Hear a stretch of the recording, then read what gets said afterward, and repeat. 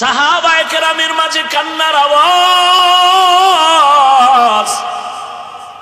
রহমতের নবীও কান্না করেন, ক্ষুধার তৃষ্ণায় পেটে পাথর বাঁধা। পার্শ্বেই ঘর হলো পয়গম্বরের সাহাবী জাবের রাদিয়াল্লাহু তাআলা আনহুর বাড়ি। সাহাবী জাবের একটা দৌড় দিয়ে চলে গেছেন।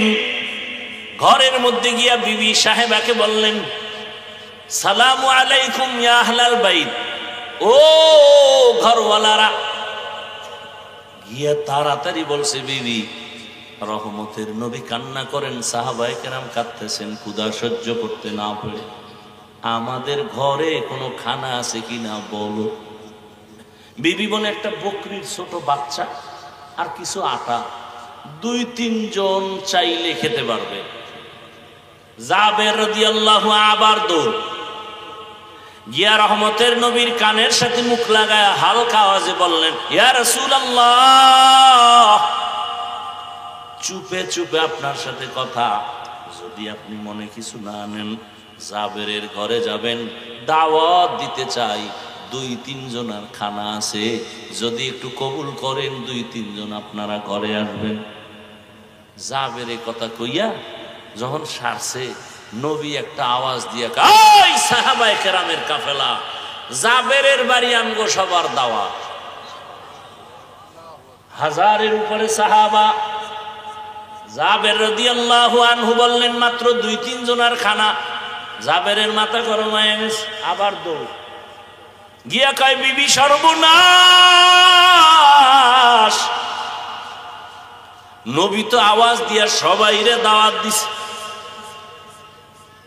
কেমন বিবি, ডানা কাটা ভরি না, আমগো তো এখন সব ডানা কাটা ভরি।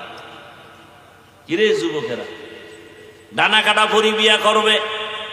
ডানা কাটা পরি মানে এমন পরি, তোর ঘরে আইসেই ডানা কাটবে, তোর বাবারটা, তোর মায়েরটা, এরপরে তোরটা।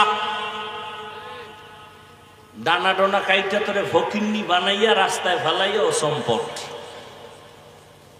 আইসেই বলবে তোর মায়ের ব্যবহার তো সুবিধা লাগে না, তুমি যে ওর গোলাম, তা কি করবো? কয় বাড়ি থাকা যাবে না, ঢাকার শহরে ফ্ল্যাট ভাড়া ল। ঠিক আছে, গাজীপুর শহরে গিয়ে ফ্ল্যাট ভাড়া। বাবার ডানাও ভালো না, মায়েরটাও ভালো না। এবার ফ্ল্যাট লইয়া তুমি একদিকে যাও, তোমার বিবি আর একদিকে যায়, কিছু টাকা পয়সা তোমারটা খাইয়া লইয়া কয়েকদিন ঘর কয়, তোর ডানা দুইটাও ভালো না। এবার তোমারে ফকির বানাইয়া এরপরে বিদায় হয়ে গেছে। আমি কি বানায় বানায় বলতেছি? এ আকাম কি আমরা সোনার বাংলায় চলে না? জিন্দেগি মে বন্দেগি তু করনা হে,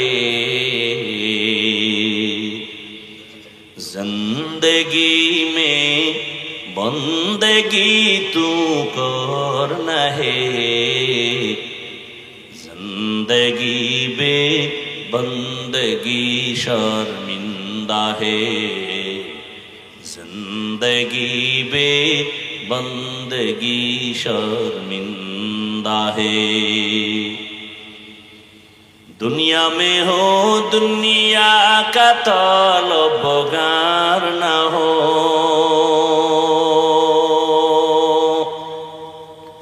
बाजार से गुजरो हो खरीदार न हो,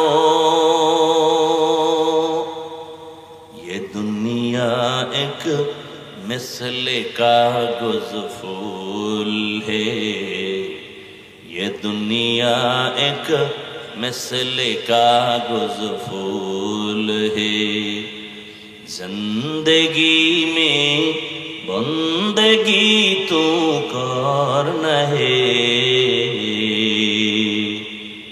जिंदगी बे बंदगी शर्मिंदा है, जिंदगी बे बंदगी शर्मिंदा है, जिंदगी में बंदगी कुन बंदगी বন্দেগি বে জিন্দেগি শর্মিন্দগি। জাবের গিয়া বলেন, ও বিবি, রহমতের নবী সবাইকে দাওয়াত দিছে, উপায় কি? বিবি ও এমন আবেদা সালেহা, এমন আল্লাহর পেয়ারা বান্দি, স্বামীর পেরেশানিটা এক শব্দ দিয়া স্বামীকে পেরেশান মুক্ত করেছে। ডাক দিয়া কয়, স্বামী আমার, সবাইরে দাওয়াত তুমি দিছো কেন? রহমতের নবী। রহমতের নবী যেহেতু মোবারক জবান দিয়া বলেছেন, বরকত ছাড়া কিছুই হবে না, টেনশন করিও না। এরম বিবি ভাবা, সান খাবা, ডানা খাটা হরিয়ানো। যাবের আবার এবার মনের পেরেশানি কমছে, আইসে রসুলের কাছে। নবী কয়ে, যাবে, টেনশন করো, যাও তোমার বিবিকে বলো বকরির বাচ্চা পাকাইয়া পাত্রে রাখবে, ঢাকনা দিয়া, রুটি বানায় ঢাকনা দিয়া রাখো, আমি রসুল এসে আমি ঢাকনা উঠাবো। নবীর সংবাদ আবার চলে গেলেন বাসায়, সংবাদ পৌঁছে দিয়েছেন, রান্না করে ঢাকনা দিয়া রাখছেন। রহমতের নবী সাহাবাদেরকে নিয়ে হাজির হয়ে গেলেন। রহমতের নবী বলেন, ওই তরকারি আর রুটির পাত্র নিয়ে আসো ঢাকনা সহ। রসুলের সামনে হাজির। নবী রুটি উঠায়, গোশত দেয়, লাইনে লাইনে সাহাবায়ে কেরাম নিতেছেন, পেট ভরে মজা করে খাইতেছেন। সব সাহাবায়ে কেরাম পেট ভরে গোশত আর রুটি খাইলেন। এরপরে রসুল বলে, যাবের, তোমার সন্তান বিবিদের নিয়ে যাও, যা আছে ভিতরে গিয়া খাওয়াইয়া দাও। যাবের বলে, আল্লাহর কসম, যেমন ভাবে নিছিলাম ওই পরিমাণ রুটি গোশত এখনো আছে। ইমামুল আউয়ালিন আল আখিরিন বহরে সাদকা রাহমাতাল লিল আলামিন। দিল থাকতে হয়, মাথা গরম, মেহমান দেখলেই মাথা গরম। ঘরে আসে আর পরও খাওয়াইতে চায় না। রসুলের আদর্শের সাহাবা এরা নাই, তারপরও মেহমান পাইলে অনেক খুশি, কারণ মেহমান আসা মানি বরকত, রিজিকের দরজা খুলে যায়। নিজে না খাইয়া অন্যের জন্য পাগল পারা হয়ে আছেন তারা, এরপরেও তারা আল্লাহর মহব্বত থেকে এক চুল পরিমাণ পিছনে ফিরে যান না। ও আল্লাহর বান্দারা, ও পর্দার আড়ালের মা বোনেরা, ও যুবক, আল্লাহ কোরআনে বলেন, খবরদার, ওয়া আম্মাস সাইলা ফালা তানহার, তোমার কাছে যদি কেউ চায়, সাইলকে ধমক দিও না, সাবধান। সাইলের কয়, এই সাইল, চাইস না, ভিক্ষা করিস না, ভালো না। আবার টাকা হলে কয়, ভিক্ষু খাইয়া যদি হাত বিছাই, ফিরাইয়া দিস না, ফিরাইয়া দেওয়া ভালো না। ধমক দিও না, দিও, গরিব খাইয়া খুশি হবে। আর সে আজিমর আহ শব্দ চলে যাবে। ভাইরা আমার, হায়াতুল হায়ওয়ানের ভেতরে একটা ঘটনা আছে, বলার আমার সময় নাই। অহংকারী টাকা পয়সা দান করে না। বাড়ির দরজায় ভিক্ষুক আইসা কয়, আল্লাহ কারীম, আমারে ভিক্ষা দাও। স্ত্রী কয়, ভিক্ষা দেওয়া দরকার, আমার আব্বারে ভিক্ষুকের ফিরাইয়া দিতে দেখি নাই। স্বামী কয়, খবরদার, এখন আসলো কেন, ওর কান ফাটায় দিব, এখন কিছুই দেওয়া যাবে না। আমি পারুম না। স্বামী গিয়ে দিছে গালি, বেয়াদব, যখন তখন দরজা আসছো, লজ্জা নাই, শরম নাই, বেহায়া বেলাজা। ভিক্ষুক কষ্ট পাইয়া যাইতে আছে, আর আসমানে তাকায়, মালিক সব তোমার হাতে চাইরে দেয়। আরে ভিক্ষা দিবে না বললেই তো, গালি দিল কেন? সাথে সাথে গজব শুরু। স্বামী আর স্ত্রীর মাঝে এক ঝগড়ার এক পর্যায়ে গিয়া স্বামী বলে, তোরে 3 তালাক। স্ত্রী আল্লাহর পেয়ারা বান্দি, ভালো বাবার মেয়ে সন্তান, তালাক পাইয়া চলে গেল বাবার বাড়ি। বাবার বাড়ি যাওয়ার 1 বছর পর আল্লাহর কাছে কান্না করেছেন, হে মালিক, তোমার এক পেয়ারা বান্দা আমাকে স্বামী বানায় দাও। 1 বছর পরে অন্যত্র বিবাহ হয়েছে, ওই সংসার চলতেছে, স্বামীও নামাজি, স্ত্রীও নামাজি। এক মনের মানুষ হইলে কতই না মজা। হঠাৎ আল্লাহর পরীক্ষা, তার বাড়িতে দুপুর বেলা ভিক্ষুক হাজির। স্বামী বেচারা যাইয়া কয়, তাড়াতাড়ি কিছু আছে কিনা দেও, ভিক্ষুকের ফিরাইয়া দেওয়া ভালো না। যখন খানা দিছে, স্ত্রী তাকাইয়া পর্দার আড়াল থেকে নজর করিয়া ভেতরে গিয়া কান্না শুরু করেছে। স্বামী ডাক দিয়া কয়, বিবি কেন কাঁদো? বলে আল্লাহর কুদরত দেখে কাঁদি। বলে কি কুদরত? বলে যে এই ভিক্ষুক আমার ঘরে খানা দিছো, হালকা চেহারাটা চোখে পড়েছে, মনে হলো এই লোকটা কোনো একদিন আমার আগের স্বামীর বাড়ি ভিক্ষুকের জন্য ভিক্ষা চাইতে গেছিল। আমার আগের স্বামীর চেহারার মতো দেখা যায়। আজকে তুমি তারে খানা দিছো ভিক্ষুকের চেয়ারে বসায়া। ওর বাড়ি থাকতে এক ভিক্ষুক গেছিল, খানা দেয় না এই লোকটা। কেমন যেন আমার একটা সন্দেহ লাগে। স্বামী কয়, শুনো,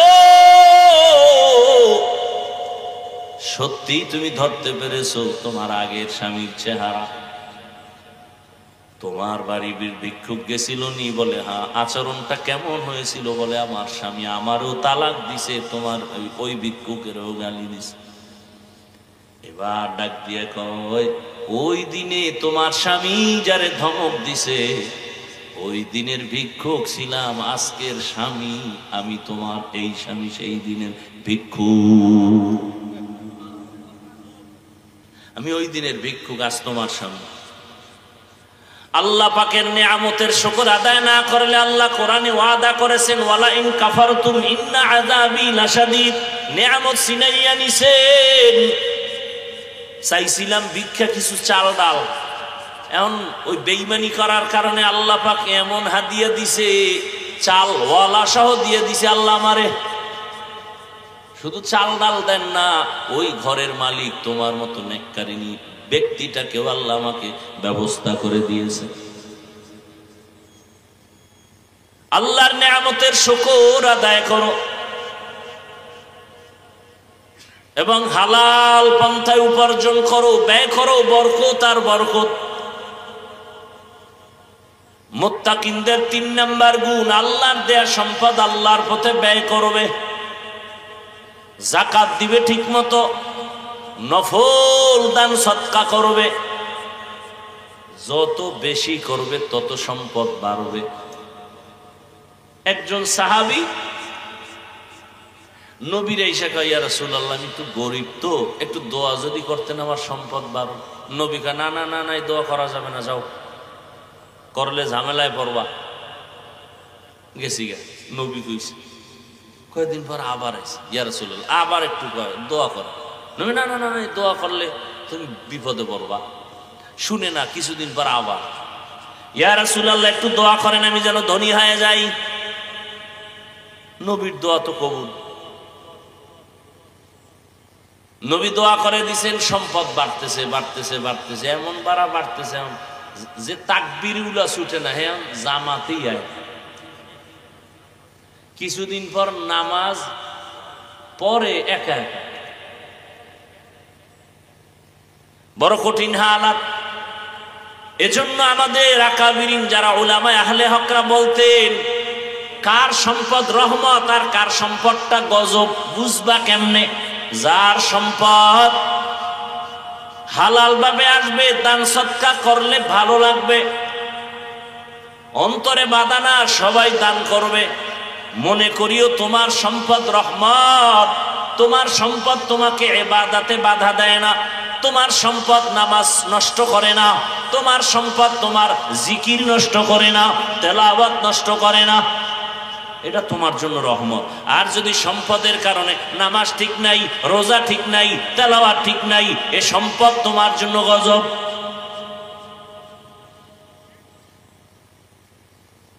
এই জন্যই তো আল্লাহ বলছেন ওয়াইলুল লিকুল্লি হুমাযাতিল লুমাযা আল্লাযী জামাআ মালান ওয়া আদ্দাদা।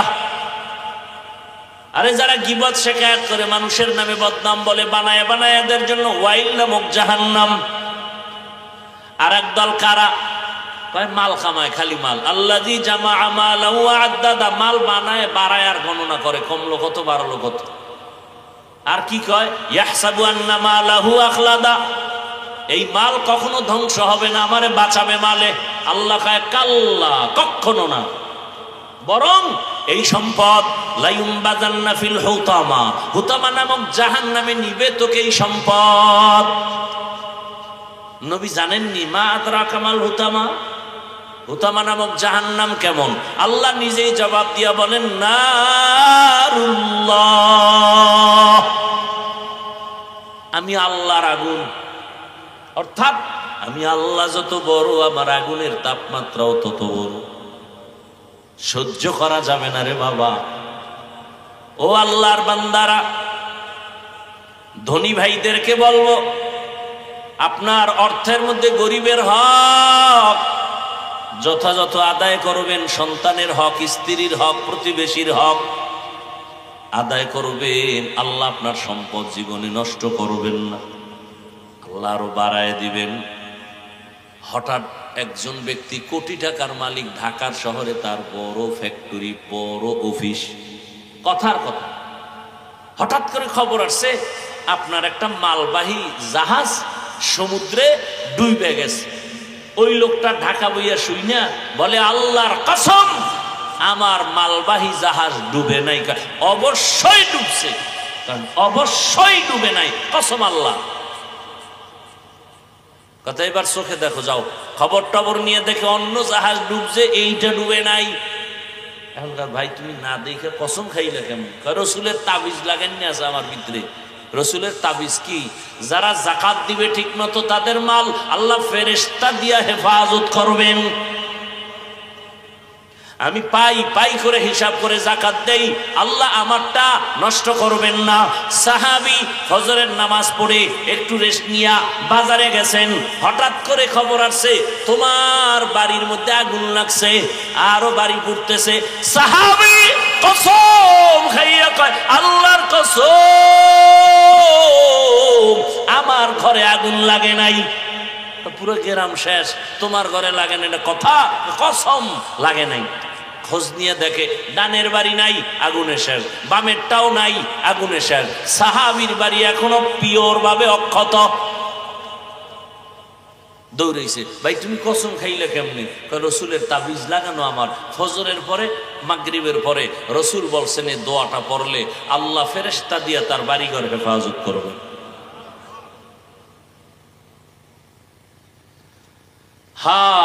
বড় কঠিন, মানা সহজ, বুঝারও চেষ্টা করি না, মানারও নিয়ত করি না। ও আমার যুবক বাবারা, বৃদ্ধ বাবাজিরা, পর্দার আড়ালের মা বোনেরা, অনেক কথা বলে ফেলেছি, নেওয়ার মতো অনেক শিক্ষণীয় কথা আছে। গরিবের সাথে খারাপ আচরণের দ্বারা কি হয়?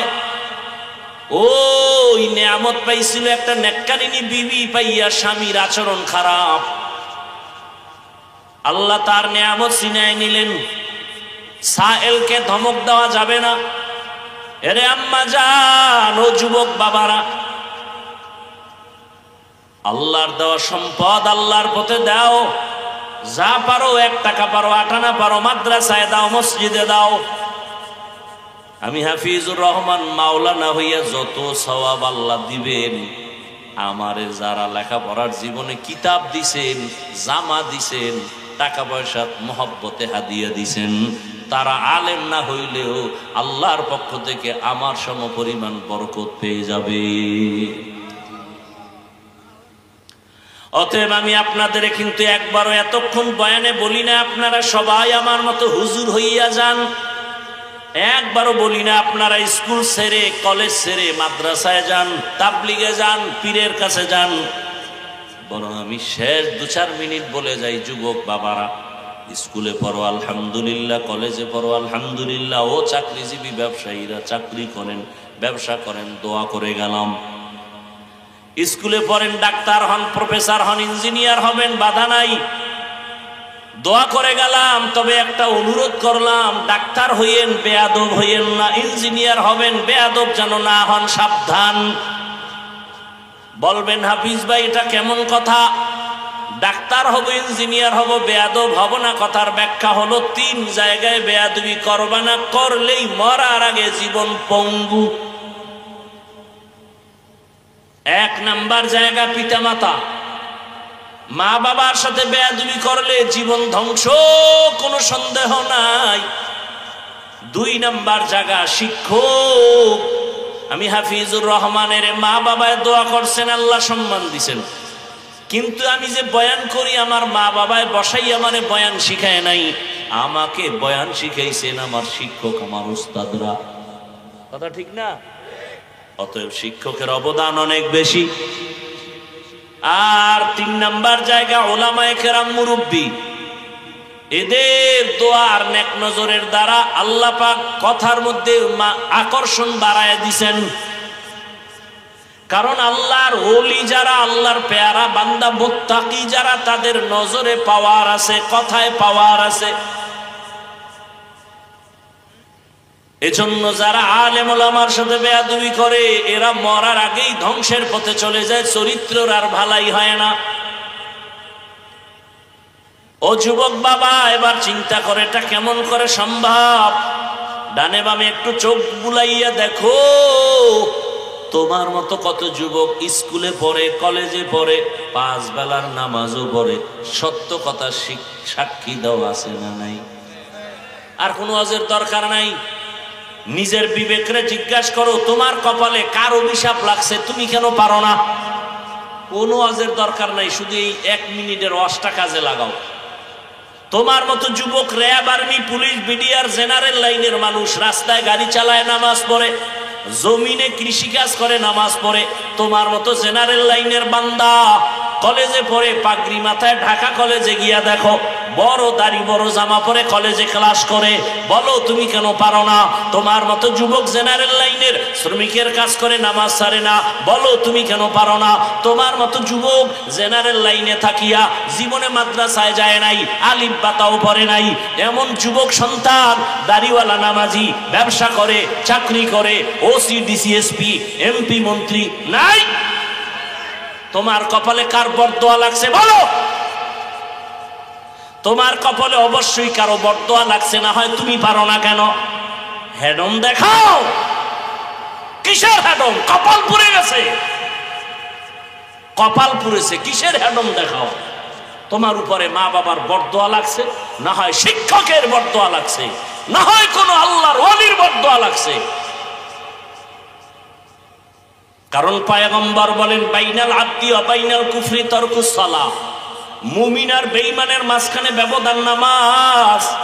বেঈমানেরা নামাজ পড়ে না, মুমিন যারা নামাজ ছাড়ে না। ও নবীর আশিক, কত যুবকের ব্যবহার দেখলে মনে হয় রুমাল দিয়ে তার পা মুছে দেয়, সালাম দেয়, কত বিনয়ী হইয়া কথা বলে। ও যুবক, দাড়ি রাখো না কেন? কার হুজুর দরকার, দোয়া কইরেন, চেষ্টা করব, দোয়া কইরেন, চেষ্টা করব। আরে আর্মিতে চাকরি করে, এখন তো পাওয়ার খুব ভালো। সেদিন এক যুবক এসে মসজিদে দেখা করে, হুজুর দোয়া করবেন। আর্মির চাকরি এই 2-3 মাস আগে ছেড়ে দিয়েছি। কেন? বলে বারবার আমাকে মানসিক টর্চার করা হয়, দাড়ি কেটে ফেলো। আমি বললাম চাকরি ছেড়ে দিলাম, দাড়ি ছাড়বো না। কি দোয়া করবো কও? যুবক কয়, হুজুর দোয়া করবেন আল্লাহ যেন হালাল রিজিকের রাস্তা খুলে দেয়। ভালো মানুষ নাই, সব মাদ্রাসায়। এজন্য বলি, ডাক্তার হও, ইঞ্জিনিয়ার হও, প্রফেসর হও, এমপি হও, মন্ত্রী হও, ওসি হও, ডিসি হও, বেয়াদব হইও না, বেয়াদব হইও না রে যুবক। আম্মা জানেরা যারা মাইকের আওয়াজ শুনতেছেন, আপনাদের সন্তানদের যত বয়ান করলাম এগুলো বাস্তবায়ন করার জন্য আপনার দোয়া ছাড়া সম্ভব হবে না। কারণ গাছ ভালো হলে ফল ভালো হবে। আম্মা জান, আপনার দোয়া থাকলে, আদর্শ ভালো থাকলে সন্তান ভালো হবে। ডিসি সাহেব ভালো, এসপি ভালো, এমপি ভালো, সব ভালোর মূলে মা ভালো। খবর নেন, এই এলাকায় আম্মা জান আপনাদের মতো কত মা এখনো আছে, বেপরদায় চলে না, মোবাইলের সময় নষ্ট করে না, নামাজ ছাড়ে না, স্বামীর মাল খেয়ানত করে না, এমন মহিলা নাই? বাকি আম্মা জানদের বলবো, আপনারা কেন পারবেন না? এরে আম্মা জান, সন্তানটাকে আদর্শবান ডাক্তার বানান, আদর্শবান ইঞ্জিনিয়ার বানান। আপনার সন্তানের ব্যবহারে কোনোদিন যেন কোনো মা বাবা কষ্ট না পায়, শিক্ষকেরা কষ্ট না পায়, ওলামায়ে কেরাম মুরব্বীরা কষ্ট না পায়। এমন একটা সন্তান যদি ডাক্তার বানায় যান, ওই ডাক্তারিও করবে, কোরআন তেলাওয়াত করবে, নামাজ আদায় করবে, আপনি মায়ের জন্য কান্না করে দোয়াও করবে। ও আম্মা জানেরা, এখনো তাওবা করেন, পেছনের গুনাহ থেকে আল্লাহকে বলেন মনে মনে, হে মালিক, জীবনে তো মনের মতো নফসের কাহেসে গুনাহ কম করি নাই, আজ থেকে তওবা করলাম, নামাজ ছাড়বো না, বেপরদায় চলবো না, স্বামীর মাল খেয়ানত করবো না, মোবাইলে সময় নষ্ট করব না। ভালো মা, ভালো সন্তানের মা হবেন। ওই সন্তানের কারণে আপনি দোয়া পাবেন দুনিয়াতেও আখিরাতের লাইনেও। ও আমার যুবক বাবা, এখনো স্মরণ করে তওবা করেন, জীবনে কত গুনাহ করলেন মনের চাহিদা পূরণ করে। মনে চাইছে নামাজ পড়বেন না, পড়েন নাই। মনে চাইছে পার্কে যাবেন, দৌড়ায় গেছেন। মনে চাইছে সারা রাত মোবাইল চালাবেন, চালাইছেন। এখনো কি তওবা করবেন না? জানি না কার কপাল ভালো কার খারাপ। রহমতের নবীর মতো ব্যক্তিকে 13 বছর দেখেও কালেমা পড়ে না, কত বড় বেঈমান আবু জাহাল। আর 27 বছরের যুবক ওমরের মতো বান্দা রসুলকে জবাই করতে গিয়া কালেমাওয়ালা হয়ে গেল, এর নাম কপাল। জানি না এখানে ওমরের মতো মেজাজওয়ালা কপালওয়ালা কে আছে, জানি না। অনুরোধ করি তওবা করেন মনে মনে, আর আল্লাহকে বলেন, হে আল্লাহ, জীবনে বহু নামাজ ছাড়লাম, বেপরদায় চললাম, ইচ্ছা মতো গুনাহ করেছি, আজকে থেকে তওবা করে নিলাম, আর নামাজ ছাড়বো না, দাড়ি কাটবো না, বেপরদায় চলবো না, মা বাবার সাথে বেয়াদবি করবো না, শিক্ষকের বরদোয়া নিব না, উলামায়ে কেরামের দোয়া নিয়া নবীজির তরিকা আদর্শ মেনে চলবো। যদি খাঁটি অন্তরে তওবা করতে পারেন, আল্লাহ দরজা খুলে দিবেন, আল্লাহ পাক আপনার সম্মান বাড়াবেন। আপনি শুধু এলাকার ডাক্তার থাকবেন না, যদি আদওয়ালা হতে পারেন, আপনি এমন ডাক্তার হবেন গোটা দেশের মানুষ মাথায় নিয়ে সম্মান করবে, মরিয়া গেল সবাই দোয়া করবে। আর যদি বেয়াদবি করে ডাক্তার হন, তাহলে তাসলিমার মতো জুতা খাইয়া বিদেশ দেশ ছাড়তে হবে। এমবিবিএস ডাক্তার তাসলিমা নাসরিন কিন্তু জুতার বাড়ি এমন খাওয়া খাইল, জোর লাশও বাংলার জমিনে কেউ আনতে দিবে না। এমবিবিএস ডাক্তার, কপাল কত খারাপ। এই জন্য সাবধান, আদওয়ালা জিন্দেগির বড় দাম। এজন্য রহমতের নবী বলেন, মান তাওয়াজা লিল্লাহ রাফাআহুল্লাহ। যে নিজের ছোট বলে আল্লাহর জন্য, আল্লাহ তার মর্যাদা বাড়ায় দেন। হুজুর বলে নাই, যে কেউ নম্র ভদ্র মানুষ সবাই মহব্বত করে। অতএব এখনো সময় আছে, তওবা করেন মনে মনে, আল্লাহর কাছে খাঁটি অন্তরে তওবা যদি করেন, আল্লাহ সব গুনাহগুলো মাফ করে দিবেন। আল্লাহ আমাদের সবাই মেহেরবানি করে তওবাওয়ালা জিন্দেগি দান করেন। তওবার উপরে মৃত্যু পর্যন্ত যেন মজবুত হয়ে চলতে পারি, হে মালিক সে তৌফিক আমাদের দান করেন, আমিন। আলহামদুলিল্লাহি রাব্বিল আলামিন, والصلاة والسلام على سيد الأنبياء والمرسلين وعلى آله وأصحابه أجمعين يا أرحم الراحمين يا أرحم الراحمين يا أرحم الراحمين رب ارحمهما كما ربياني صغيرا اللهم إنك عفو كريم تحب العفو فاعف عنا اللهم إنا نسألك رضاك والجنة ونعوذ بك من سخطك والنار اللهم ارحمني بترك المعاصي اللهم ارحمني بترك المعاصي اللهم ارحمني بترك المعاصي يا حي يا حليم يا عزيز يا كريم بحق إياك نعبد وإياك نستعين اللهم إنا نسألك علما نافعا ورزقا واسعا وشفاء من كل داء اللهم إنا نعوذ بك من البرص والجنون والجذام وسيء الأسقام اللهم إني أعوذ بك من كل عمل وقول يخزيني أي الله মেহেরবানি করে আমাদেরকে মাফ করে দেন আয় আল্লাহ আলোচনার ভুল ত্রুটি ক্ষমা করে দেন মাহফিল কবুল করে নেন আয় আল্লাহ আদওয়ালা বিনয়ী জিন্দেগি দান করেন আয় আল্লাহ এলাকায় শান্তি দান করেন শাহরু রমাদানাল্লাযী উনজিলা ফীহিল কুরআন هدى للناس وبينات من الهدى والفرقان রমজানে কোরআন অবতীর্ণ করেছি গোটা দুনিয়ার মানুষের হেদায়েতের জন্য আলিফ লামের রহনে কি বলছে কোরআন নাজিল করেছি শুধু মুত্তাকীদের হেদায়েতের জন্য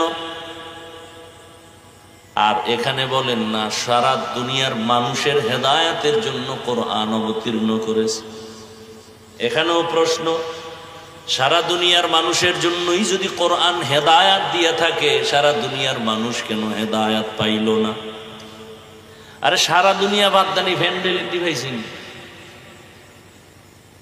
এখানে এত আশেকে রসুল বসা ফজর পড়ে নাই জোহর পড়ে নাই আসর পড়ে নাই মাগরিব পড়ে নাই এশাও নাই কি বুঝলেন এরা সব হেদায়েত প্রাপ্ত যারা সুদের টাকায় ব্যবসা করে পৃথিবীতে আল্লাহর যত বড় দুশমন আছে সুদের সাথে জড়িতদের মতো বড় দুশমন আর জমিনে আল্লাহর বড় দুশমন আর নাই আল্লাহ নিজে কইছেন এদের সাথে আমি নিজে যুদ্ধ করব কত বড় কঠিন কথা বুখারী শরীফের এক হাদিসে কুদসিতে আল্লাহ রসুলকে বলেন আর এক দলের সাথে আমি আল্লাহ যুদ্ধ করব ওরাও আমার বড় দুশমন যারা ওলিয়া উলিয়া মানে না দুশমনি করে মান আদালি ওয়ালিয়ান ফাকাদ আযানতুহু বিল হারব যারা আমার ওলিদের সাথে বেয়াদবি করবে দুশমনি করবে আদাওয়াতি করবে রসুল আপনি বলে দেন আমি আল্লাহ নিজে যুদ্ধ করব এই দুই দল বড় দুশমন আল্লাহর অন্য দুশমন আছে তবে এই দুই দল বড় কারণ আল্লাহ নিজে যুদ্ধ করার ওয়াদা করেছেন ইয়া আইয়ুহাল্লাযীনা আমানুত্তাকুল্লাহ ওয়া যারু মা বাকিয়া মিনার রিবা ইন কুনতুম মুমিনিন ফাইন লাম তাফআলু ফাযানু বিহারবিন মিনাল্লাহি ওয়া রাসূলিহি মুমিন যদি হয়ে থাকো সুদের থেকে নিজেরে বাঁচাও আল্লাহর ভয় তেরামি করে যদি ওই পথে যাও রেডি থাক আমি আল্লাহ তোর সাথে যুদ্ধ করার জন্য রেডি সূরা বাকারা 275 নম্বরের আয়াত আগে পিছনে সবগুলোর ব্যাখ্যা মোবাইলে ডাউনলোড করে পড়েন হুজুরদের উপরে অন্ধের মতো বিশ্বাসের দরকার নাই মোবাইল খুলে বাংলা কোরআন ডাউনলোড করেন সূরা বাকারার 275 নম্বর আয়াতের টোটাল পৃষ্ঠার বাংলা তরজমার ব্যাখ্যা দেখেন সম্মানিত সুদখোরদেরকে আল্লাহ কি বলছেন সম্মানিত বলতে হবে না হ্যাঁ কারণ যত বড় ভিআইপি তত বড় মদখোর যত বড় ভিআইপি তত বড় সুদখোর নাইলে এদেশে ভিআইপি হওয়া যায় না আল্লাহ হেদায়াত দান করুন হায় হায় আর এক আয়াতে আল্লাহ বলেন ওয়ানুনাজ্জিলু মিনাল কুরআনি মা হুয়া শিফাء ওয়া রাহমাতুল লিল মুমিনিন।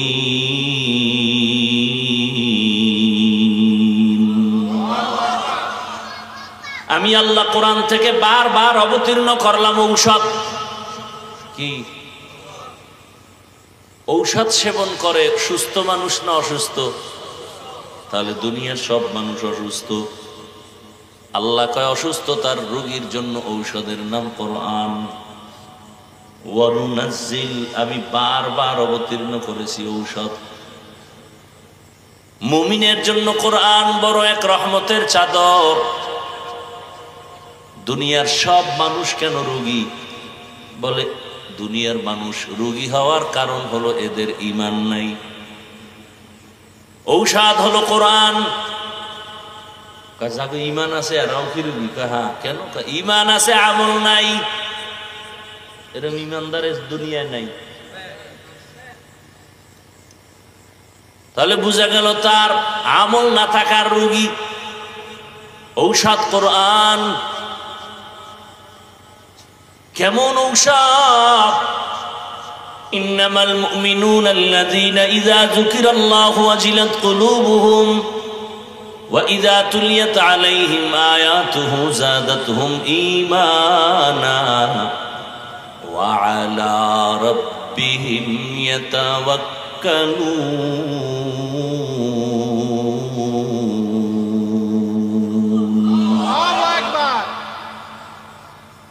খাঁটি মুমিনের পরিচয় দুইটা। তেলাওয়াত শুনলে তার ঈমান বাড়বে, তাজা হবে। আর আল্লাহর নামের জিকির যখন চলবে কলবের মধ্যে জালজালা শুরু হবে, কম্পন শুরু হবে।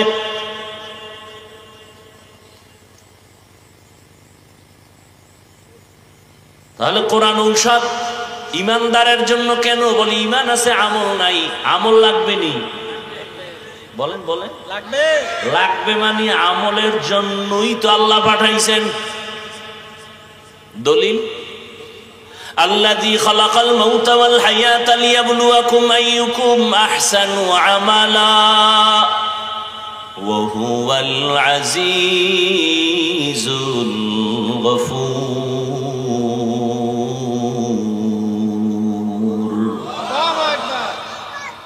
আল্লাহ কয় আমি মানুষ বানাবার কারণ কি? পরীক্ষা করে দেখবো কারা উত্তম আমল করে। আমল লাগবে নি? ফামান কানা ইয়ারজু লিকা রাব্বিহি ফালইআমাল আমালান সালিহান ওয়া লা ইউশরিক বিইবাদাতি রাব্বিহি আহাদা। রাসূল আপনি বলে দেন যারা আমি রবের সাথে মোলাকাত চায়, সাক্ষাৎ চায়, তাদের কর্মসূচি দুইটা। এক নাম্বার, তারা বেশি নেক আমল করবে, তবে তারা যেন কখনো শিরিকের মধ্যে ঢুকে না যায়। আমল বড় দামি এক সম্পদ। জান্নাতের মধ্যে দামি জান্নাতের নাম জান্নাতুল। আল্লাহ কয় জান্নাতুল ফেরদাউস আমি 2 গুণওয়ালা যারা তাদের দিন। ইন্নাল্লাযীনা আমানু ওয়া আমিলুস সালিহাতি কানাত লাহুম জান্নাতুল ফিরদাউসি নুজুলা। কই ঈমানও আছে আমলও আছে, এরপর কি রোগী? আমি বলি তারাও রোগী কেন? ঈমান আছে আমল আছে, আমলের মধ্যে ইখলাস নাই। কি নাই? ওয়ামা উমিরু ইল্লা লিয়াবুদুল্লাহা মুখলিসিনা লাহুদ্দিন। इखलास के अमाल ये जन्नत के हमरा, परहेज के मकासद है जो तक़वा से हासिल मंद। परहेज के मकासद है जो तक़वा से हासिल मंद। बगैर जो अमाल हो इखलास व तक़वा, बर्बाद तेरे जिंदगी ऐ होश नज़रमंद। बर्बाद तेरे जिंदगी ऐ होश नज़रमंद। মুত্তাকিনদের জন্য হেদায়াত। প্রশ্নের জবাব একটাও দিব না, মূল আলোচনায় চলে যাচ্ছে। মুত্তাকিনদের জন্য কোরআন হেদায়াত, প্রশ্ন কিন্তু এখানেও ছিল, মুত্তাকিরা তো এমনি হেদায়েতের উপরে আছে, আবার কিসের হেদায়েত করবে? এখন মুত্তাকি কারা? বলে যারা আল্লাহকে ভয় করে। قال رسول الله صلى الله عليه وآله وسلم اتق المحارم تكن أعبد الناس। এই আপনারা দাওয়াত না দিলে আইতাম, তো দাওয়াত দিয়ে আপনারা পালান কেন, যান কেন? মেহমান দাওয়াত দিয়ে মেজবান চলে যায়, এটা কোন অভ্যাস? যাওয়ার ব্যারাম থাকলে আসলেন কেন, বসলেন কেন, ডিস্টার্ব করেন কেন, নিজের ক্ষতি করেন কেন, অন্যের ক্ষতির কারণ হন কেন? ভালো মানুষ হওয়ার চেষ্টা করেন। রসুল বলেন ভালো মানুষকে জানোনি? খায়রুন নাস মান ইয়ানফাউন নাস। দুনিয়াতে ভালো মানুষ ওই ব্যক্তি যার দ্বারা অন্যের ক্ষতি হয় না। কি করলেন জীবনভর? অন্যের ক্ষতি করে গেলেন। সন্তান হইয়া মা বাবার ক্ষতির কারণ হলেন। মা বাবা আপনাকে পারে না, বরদোয়া করে, এত খারাপ আচরণ আপনার। মুসল্লি হইয়া ইমামের সাথে খারাপ আচরণ, পারে না, ইমাম সাহেব বরদোয়া করে, কিন্তু জায়েজ নেই, এজন্য করে না। জীবনে কারো উপকার করতে পারলেন না, বরং ক্ষতি করার ষড়যন্ত্র করে করে পর্যন্ত জীবন কাটাইলেন। আল্লাহ আমাকে হেদায়াত দান করুন, আল্লাহ আপনাদেরকেও হেদায়াত দান করুন। হেদায়াত বড় কঠিন জিনিস। রহমতের নবীর কোন তুলনা আছে? সে যদি আল্লাহর কাছে হেদায়েতের দোয়া করেন, আপনি আমি কে? যারা আল্লাহকে ভয় করে তারা মুত্তাকি। এখন আমি যদি আপনাদের প্রশ্ন করি, আপনারা কারা কারা আল্লাহকে ভয় করেন? যদি প্রশ্ন করি, প্রশ্নের আগে হাতুড়ে গেছে। বাঙালি অ্যাডভান্স তো, কয় ভাই আপনার দাওয়াত? কয় আলহামদুলিল্লাহ। কয় আপনার বাড়ি? কয় নাউযুবিল্লাহ। কেমন সালাদ বাঙালি!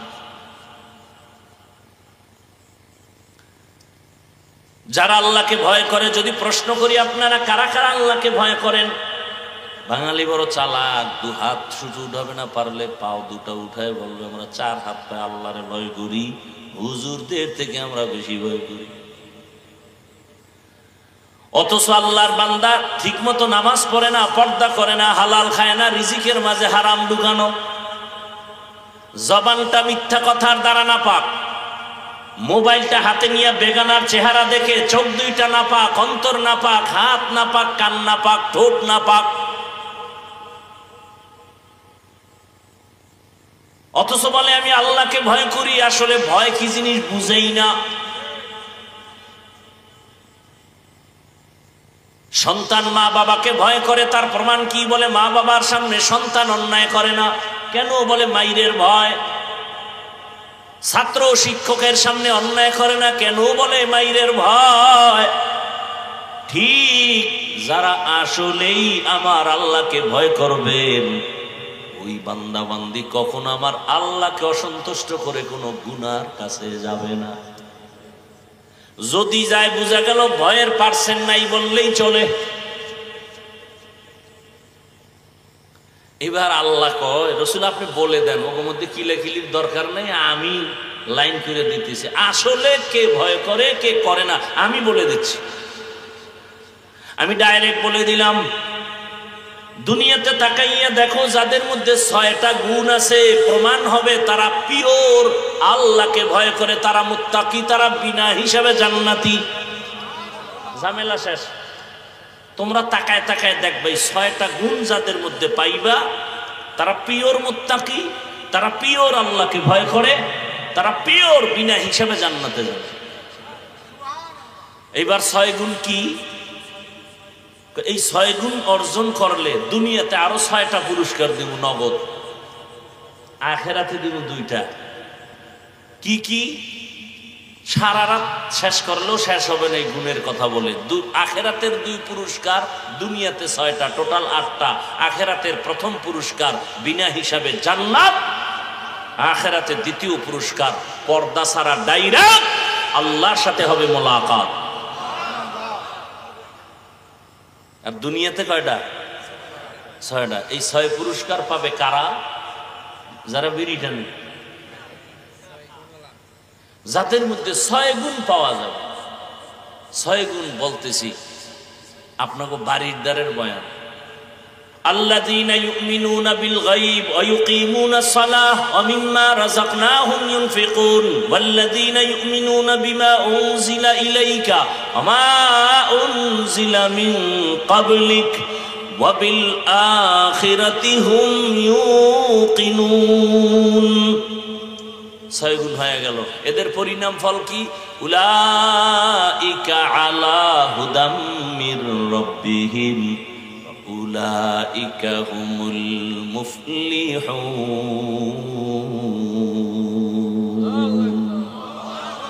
এরা বিনা হিসাবে জান্নাতি। এবার বাংলায় বলি, 6 গুণওয়ালা পিওর জান্নাতি, পিওর মুত্তাকি, পিওর আল্লাহকে ভয় করে। প্রথম গুণের নাম আল্লাহ গাইবের মালিক, এটা অন্তরে বিশ্বাস করবে পরিপূর্ণ, আর কেউ গাইবের মালিক না। নাম্বার 2, তারা নামাজ কায়েম করবে। নামাজ পড়বে না কায়েম করবে, বুঝাবার টাইম নাই। নাম্বার 3, আল্লাহর দেয়া সম্পদ আল্লাহর পথে ব্যয় করবে। 4 নাম্বার গুণ বিমা উনজিলা ইলাইকা, ও রাসূল আপনার কাছে আমি যা অবতীর্ণ করেছি তা মনে প্রাণে মেনে নিবে বাস্তবায়নের জন্য।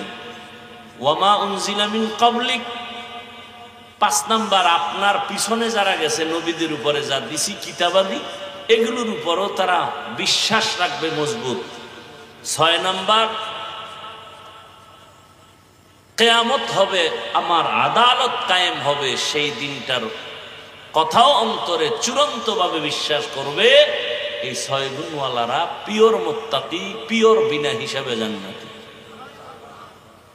প্রথম গুণের নাম গাইবের মালিক যিনি, তাকে পরিপূর্ণ বিশ্বাস করা। দ্বিতীয় গুণ নামাজ আদায় করা, কায়েম করা। তৃতীয় গুণ আল্লাহর দেয়া সম্পদ আল্লাহর পথে ব্যয় করা। এই বিষয়ে 2-4টা কথা বলে দোয়া করে ফেলব। আল্লাহর দেওয়া সম্পদ কি? ওই যে আপনি বাড়ি উঠেছেন, এটা আল্লাহ দিছে না? এটা না, আমার আব্বাই দিয়ে দিছে। আল্লাহ দিল, আল্লাহ হয়তো আব্বারে দিছে, আর এটা আমার আল্লাহ দেয় না, আব্বা দিছে। আমি সহজে বলি, হারাম মাল সব বান্দার নিজের কামাই, হারাম ছাড়া সব আমার আল্লাহর পক্ষ থেকে দয়া। এই আল্লাহর দেয়া সম্পদ সব আল্লাহর পথে দাও। তুমি যা কামাই করছো এটা আল্লাহর পথে দেওয়ার কোনো দরকার নাই, আল্লাহ যা দিছেন তাই দাও। আল্লাহর দেয়া সম্পদ শুধু টাকা না, আল্লাহর দেয়া সম্পদ 2টো চক্ষু, আল্লাহর দেয়া সম্পদ 2টো হাত, আল্লাহর দেয়া সম্পদ আমার 2টো নাক, 2টো কান, 2টো পা, আল্লাহর দেয়া সম্পদ আমার বিবেক, আল্লাহর দেয়া সম্পদ আমার মা, আমার বাবা। বলে মা বাবাকে কি দিব? কয় আল্লাহর দেয়া সম্পদ দিয়ে খেদমত কর। তবে এখানে আল্লাহর দেয়া সম্পদ বলতে মালকে বুঝানো হয়েছে, জানকে না। মাল আল্লাহর পথে ব্যয় করো। আল্লাহর পথ কোনটা? যেটা অন্যের উপকার হবে, মানুষের কল্যাণে আসবে, সেটাই হলো আমার মাওলার পথ। মানুষের কল্যাণে ব্রিজ করে দাও, রাস্তা করো, কালভার্ট করো, মাদ্রাসা করো, মসজিদ করো, প্রতিষ্ঠান করো, মানুষের কল্যাণ। আল্লাহ বলেন এটি আমি খুশি। যাত্রা গান প্যান্ডেল সাজাই দিলে এটাও তো মানুষের কল্যাণ, ওরা গান শুনবে। হ্যাঁ, এতে কোনো কল্যাণ নাই। রহমতের নবী বলেন গানের আওয়াজ পাইলে কানে আঙ্গুল দে, শয়তানের আওয়াজ। ওই আওয়াজ যেখানে চলে সেখানে রহমত চলে না, আল্লাহর গজব নেমে আসে। অতএব আল্লাহর পথে ব্যয় করো। এই ব্যয় আবার 3 ভাবে করা যায়। এক, ব্যয় করা হলো যেটা আল্লাহর পক্ষ থেকে ফরজ, এর নাম যাকাত। এর নাম কি?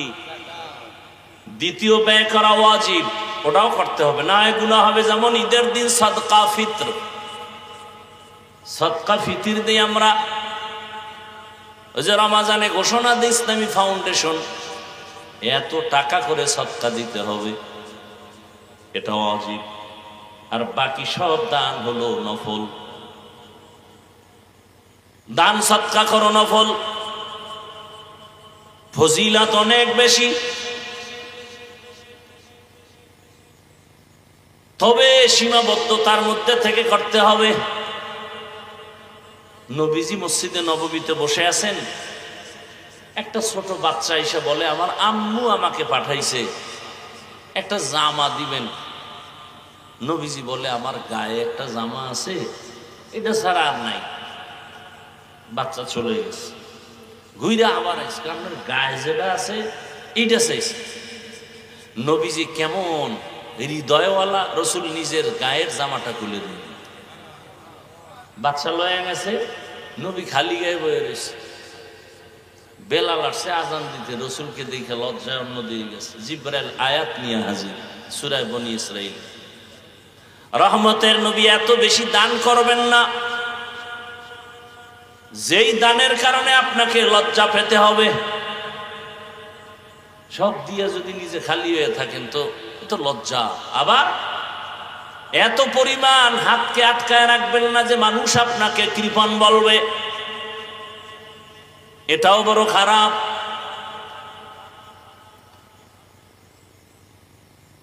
দান বড় দামি এক আল্লাহর নেয়ামত। আল্লাহর দেয়া সম্পদ আল্লাহর পথে ব্যয় করো। নফল তো এটা দিলে সব, না দিলে গুনাহ হবে এমনটা না, কিন্তু যেগুলো ফরজ, যাকাত দিতে হবে, এখানেই তো সব দুর্বল। আমার দেশে যদি যথাযথভাবে পাই করে হিসাব করে ধনীরা যাকাত দিত, সোনার বাংলায় কোনো ভিক্ষুকের ভিক্ষা করে খাওয়ার প্রয়োজন হতো না। আরে কথাও মনে রাখবেন, পারলে লিখে রাখবেন, 500 টাকা দিয়ে একটা সাইনবোর্ড বানায় লিখে রাখবেন, আল্লাহর জাত ও সিফাতের কসম, আল্লাহর বিধান মতে যতক্ষণ পর্যন্ত জমিনে যাকাতের অর্থনীতি পরিপূর্ণ চালু না হবে, কামা হাক্কুহু, ততদিন পর্যন্ত আল্লাহর কসম দারিদ্র বিমোচন হবে না, হবে না, হবে না। ঠিক মতো যাকাত দেয় না। আচ্ছা, 100 টাকায় 2.5 টাকার মালিক গরিব, 100 টাকার মধ্যে হিসাবটা কেমন? 100 টাকায় 2.5 টাকার মালিক কে? বাকি থাকলো কত? দেখছেন নি কারবার? এই টাকার মালিক ধনী, তাহলে ওই 2.5 টাকার মালিক ধনী না। ধনী কয় তাহলে আমি এটা বহন করবো কেন? গরিবেরটা গরিবে নিয়ে যাক। আরে গরিবের 2.5 টাকা যে পাহারা দিছ, এই জন্য হাতিয়া তোর 97 টাকা 8 আনা। ওই টাকা তোমার খাওয়া পরিপূর্ণ হারাম। যদি খাও তা মাইয়ে বলা শেষ, কিডনি শেষ, দোকানে ডাকাতি আর আগুন লাগবে বিল্ডিং এ। মরার আগে বিচার শুরু। গরিবের উপরে জুলুম, 2টা অন্যায় আছে, করলেই মরার আগে বিচার শুরু। রসুল বলেন 2টা অপরাধ আছে, করলেই মরার আগে বিচার শুরু। এক অপরাধের নাম পিতামাতার সাথে বেয়াদবি, আর এক অপরাধের নাম জুলুম। জুলুম 3 প্রকার: আল্লাহর সাথে জুলুম করা, নিজের সাথে জুলুম করা, অন্যান্য মখলুকের সাথে জুলুম করা। আল্লাহর সাথে জুলুমের নাম শিরক। ইন্না শিরকা লাযুলমুন আযীম। তো জুলুম করলেই বিচার মরার আগে শুরু।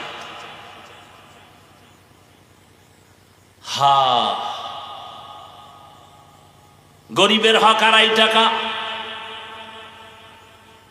গরিব আইসা তোমার থেকে নেওয়ার কোনো নিয়ম নাই। আল্লাহর ইসলামের বিধান হলো তুমি খুঁজে খুঁজে গরিবের কাছে পৌঁছাইয়া দাও। আদায় করে দিতে বলছে, দিতে বলে না, আদায় করে দাও। এবং খবরদার, আমাদের দেশের আদায় করে দোকানে লেখা যাকাতের কাপড় পাওয়া যায়, কেমন ধোকাবাজি। আচ্ছা, আপনাদের এলাকায় কাপড়ের দোকান আছে না? ওখানে বেশি দামেরও আছে, কম দামেরও আছে। তো ওখান থেকে কিনে দিলে হয়। নতুন করে সাইনবোর্ড কেন? জাকাতের কাপড় পাওয়া যায়, তার মানে হলো পৃথিবীর এই কোম্পানি কিয়ামতের আগে এর থেকে আর থার্ড ক্লাসের কাপড় বানায়নি। কথা বুঝেননি? কেমন থার্ড ক্লাসের কাপড়? মানে ওয়ান টাইম পরলে সদরঘাট, একবারের বেশি আর পরার উপায় নেই। এ বিষয়ে আমি বিস্তারিত আলোচনা রমাজানে করেছি, বিভিন্ন জায়গায় যাকাত নিয়ে আলোচনা। যারা করে না তাদের পরিণাম ফলটা কত ভয়ঙ্কর। দান সৎকা থেকে মানুষ নিজের অনেক দূরে রাখে। শুধু রাখে তাই, আমাদের উপরে ট্যাক লাগায়, হুজুরেরা তো ভিক্ষা করে খায়, পরের বাড়ি খায়, পরেরটা না খায় কোন চোরা। কেউ বুকে ছুরি ঠেকাইয়া খায়, কেউ দোকানের শাটার লক করে খায়, আর আমাদের মানুষ মোহাব্বত করে দেয়, না নিলে কষ্ট পায়। কতটা বরকত চিন্তা করেন তো। আমাদের মানুষ দেয়, খাওয়ায়, এরপর আবার মাপ চায়, হুজুর মনের মতো পারি নাই, দয়া করে মাফ করে দিবেন। আর যারা আমগো ট্যাক লাগায় বলে হুজুরেরা অন্যেরটা খায়, না রে, রসুলের স্পষ্ট হাদিস, মেহমান তার নিজেরটা খায়, তোমারটা খায় না। অতএব মেহমান আইলে শুকর আদায় করো, বরকত নিয়ে ঘরে আসছে। মেহমান কারোটা খায় না, নিজেরটা খায়, রসুলের হাদিস। মেহমানের সাথে খারাপ আচরণ করবা না। অন্যেরটা আমরা খাই না। আচ্ছা বলেন তো, যাকাত দিবে ধনী, খাবে কারা বলেন? আমাদের মাদ্রাসাগুলোতে এতিম ফান্ড আছে, অঘোষিত প্রত্যেকটা মাদ্রাসায় এতিম আছে। ওলামায়ে কেরাম হিসাব করে করে করে করে যাকাতের অংশগুলো আলাদা ভাবে গরিবের দেয়। তো আল্লাহর আইনে তো গরিবরাই পাবে, গরিবরাই খায়। তবে যারা ওলামায়ে কেরাম ছাত্র কোরআনওয়ালাদের দিছেন তাদের কপাল ভালো, কিন্তু কপাল খারাপ যদি আপনার যাকাতটা অন্য জায়গায় যায়, আর এই টাকা দিয়ে কেউ গাঞ্জা খায়, বিড়ি টানে। আর কোরআনওয়ালারে দিলে ও একটা জামা বানাইবে, মশারি কিনতে পারেন, একটা মশারি কিনবে। আরে মিয়া, এত ছোট মনে করেন আর নিজেরে ভিআইপি মনে করেন না। আর রসুল কি বলতেছেন? ও দয়ার মালিক, গরিবী হালাতে আমারে বাঁচাইয়া রাখো, গরিবী হালাতে মরণ দাও, কিয়ামতের ময়দানে গরিবদের সাথে হাসর করাও। রহমতের নবী বলেন, এ গরিবেরা, বড় লোকের দিকে তাকাইয়া কষ্ট পাইও না, খুশির খবর শুনো। কিয়ামতের ময়দানে ধনী লোকের 500 বছর আগে গরিব তুমি জান্নাতে যাবে। গরিব তুমি কষ্ট পাও কেন? তুমি কষ্ট পাও বলেই তো বড় লোকের বেশি বড় লোকই বানাই নাই। না হয় রসুল বলেন, মুমিনের ঈমান চলে যাওয়ার যদি কঠিন ভয় না হতো, বড় লোকের আল্লাহ এত টাকা দিত যে দোতলার সিঁড়ি বানাইতো স্বর্ণ দিয়া, পিওর স্বর্ণ। পৃথিবীর ইতিহাসে আজও পর্যন্ত কেউ সিঁড়ি স্বর্ণ দিয়া পুরাটা বানায় না। আল্লাহ রসুল বলেন, এই টাকা পয়সা এই দুনিয়াদারির মশার দানা পরিমাণও দাম আল্লাহর কাছে নাই। রসুল দোয়া করলেই তো কবুল হয়। পেটে পাথর বাঁধছেন কেন না খাইয়ে?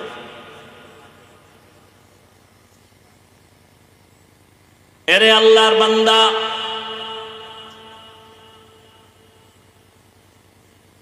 এরকম ঘটনায় জমিনে আছে, নিজে খাইতে পারে না, তারপর অন্যের দিকে হাত বাড়ায় দিছে, খাও। আল্লাহ তাআলা কুদরতের দ্বারা বরকতের দিকে বাড়ায় দিছেন। আর আমাদের হালাত, কেউ খাবে কেউ খাবে না, তা হবে না তা হবে না গান গায়ে, কিন্তু নিজে খাইয়া লইয়া ঘুমায়, অন্যের খবরও নেয় না। এমনকি মালিক পর্যন্ত নিজের ঘরের কর্মচারী খাইলো না না খাইলো খবর নাই। নিজে 8 টাকা দামের খেজুর দিয়ে ইফতারি করে আর কর্মচারীকে ফেলে দেওয়ার মতো খানাগুলো দেয়। আজকে সৌদি আরবে যাও, গিয়ে দেখো রহমতের নবীর সে আদর্শ এখনো আছে। মালিক যেইখানে খায়, গোলাম কর্মচারী একই দস্তরখানে যাচ্ছে। সম্পদের পাহাড় গড়ে কি লাভ? ওই যে বেশি দিন হয় না, বছর 2 বছরও বোধহয় হয় নাই, ঢাকা বাড্ডা থানায় টাকাওয়ালা মারা গেছে, 2টা শিক্ষিত কুলাঙ্গার রেখে গেছে। কুলাঙ্গার, ওই 2 কুলাঙ্গার শিক্ষিত বাবা টাকা নিয়ে ঝগড়ায় লিপ্ত হয়ে গেল। 24টা ঘন্টা চলে গেল, লাশ নিয়ে দাফনেরও চিন্তা নেই। ঝগড়া 2 ভাই, বাড্ডা থানায়, ভুলে গেছে, এ খবর নাই। সারা রাত মোবাইলে আকাম দেখলে এই খবর লয় কখন। ঘরে ঘরে জেনা চলে সারা রাত, চোখের জেনা, হাতের জেনা, কানের জেনা, জবানের জেনা, অন্তরের জেনা, ফ্যাক্টরি, সিনেমা হল, মোবাইল। অঘোষিত এক মরণাস্ত্রের নাম মোবাইল। মরণাস্ত্র। কেমন মরণাস্ত্র? কাঠ খায়, ধ্বংস করে দেয়। কাঠ, একটা পোকা আছে, ওই পোকাটা কাঠ খায় ভিতর থেকে, উপরে সদরঘাট, ভিতরে কিচ্ছু নেই। ঠিক মোবাইল মানুষের জীবনকে চুষে চুষে খাচ্ছে, টের পাওয়া যাচ্ছে না। কিডনি দুর্বল, খবর নাই। হার্ট দুর্বল, খবর নাই। বলবেন হাফিজ ভাই কই পাইলেন? কোন হুজুর কথার কোনো টেনশন নাই। গুগলে ঢুকো, সার্চ দাও, টাচ মোবাইল চালাইলে অঙ্গ প্রত্যঙ্গের কি কি ক্ষতি হয়, ওখানে চিকিৎসা বিজ্ঞানীরা ডিটেলস, থিওরি সহ সব কিছু দিয়ে রাখছে। দেখো, মানুষের জীবনের সুস্থতা, শুরুতেই বলছিলাম, বড় এক নেয়ামত। এই সুস্থতাকে ধ্বংস করেছে মোবাইল। মানুষের জীবনের সুস্থ থাকার এক অমূল্য নেয়ামতের নাম রাতের ঘুম। দুনিয়ার সমস্ত চিকিৎসা বিজ্ঞানী একমত, রাতের ঘুম শরীরের মহা ঔষধ। ধ্বংস করেছে গজবের মোবাইল।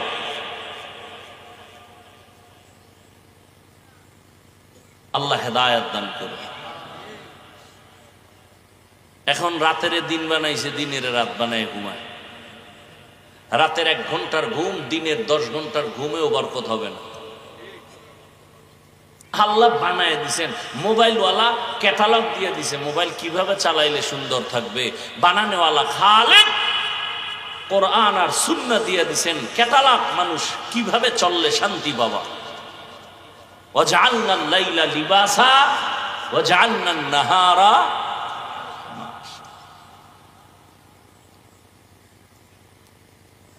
সুস্থতার জিন্দেগি জবাই করে ফেলেছে। লেখাপড়া শেষ, স্বামী স্ত্রীর মাঝখানে প্রাচীর, ঝগড়ার মোবাইল। সন্তান পিতামাতার মাঝখানে দুশ্মনী, প্রাচীর, মোবাইল। তাজা তাজা প্রাণগুলো অকালে ঝরে গেল, পেছনে সূত্র মোবাইল।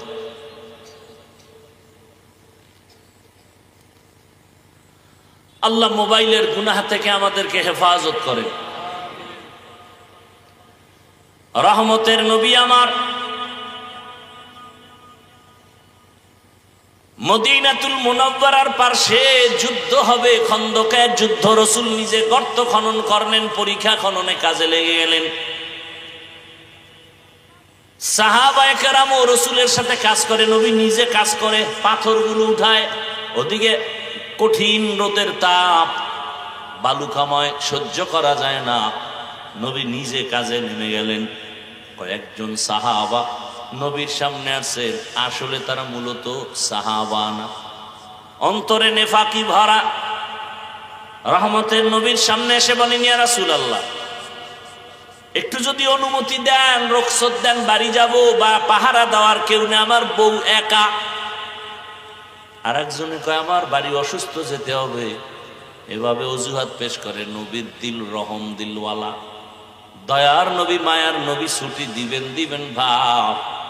এমন সময় জিব্রাইলের আগমন, আল্লাহর আয়াত নিয়ে আসছেন, লাকাদ কানা লাকুম ফি রাসূলিল্লাহি উসওয়াতুন হাসানাহ। হে রাসূল, এদের অন্তর বড় নেফাকি ভরা, এরা মিথ্যা অজুহাত পেশ করতেছে। আল্লাহ জানায় দিলেন, রহমতের নবী নিজে কাজ করেন। কেমন মায়ার নবী আমার! কিছু সময় পরে সাহাবাদের কাফেলা রসুলের সামনে এসে চোখের পানি ছেড়ে কান্না করে, ইয়া রাসূলুল্লাহ, ক্ষুধার যন্ত্রণা সহ্য করতে পারি না।